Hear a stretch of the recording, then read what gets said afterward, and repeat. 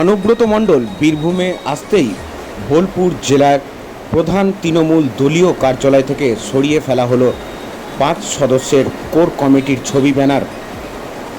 পরিবর্তে নতুন করে অনুব্রত মণ্ডলের ছবি দিয়ে দলীয় কার্যালয় সাজানো হচ্ছে। সরাসরি দেখছেন ছবি, বোলপুর থেকে সেই ছবি। আবারও বলে রাখি একবার, অনুব্রত মণ্ডল বীরভূমে আসতেই বোলপুরের জেলায় প্রধান তৃণমূল দলীয় কার্যালয় থেকে সরিয়ে ফেলা হলো 5 সদস্যের কোর কমিটির ছবি ও ব্যানার। পরিবর্তে নতুন করে অনুব্রত মণ্ডলের ছবি দিয়ে দলীয় কার্যালয় সাজানো হচ্ছে।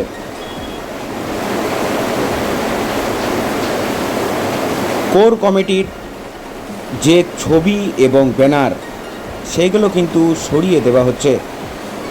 তার পরিবর্তে নতুন করে অনুব্রত মণ্ডলের ছবি দিয়ে দলীয় কার্যালয় সাজানো হচ্ছে।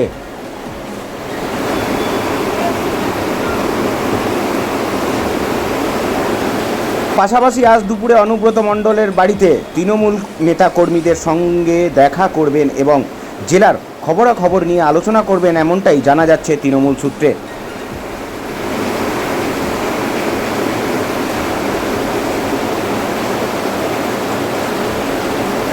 আর একটা খবরে চোখ রাখি, অনুব্রত মণ্ডলের বাড়িতে দেখা করতে এলেন তার প্রতিবেশী সুজিত দে, যিনি জ্যোতিষী।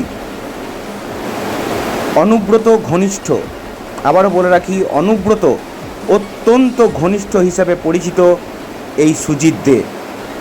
সুজিতের বাড়িতে সিবিআই গরু পাচার কাণ্ডে অভিযান চালিয়েছিল। পাশাপাশি অনুব্রত ঘনিষ্ঠ এই সুজিত দেকে ডেকে সিবিআই ক্যাম্প অফিসে জিজ্ঞাসাবাদ চালিয়েছিল সিবিআই। সরাসরি দেখছেন সেই ছবি।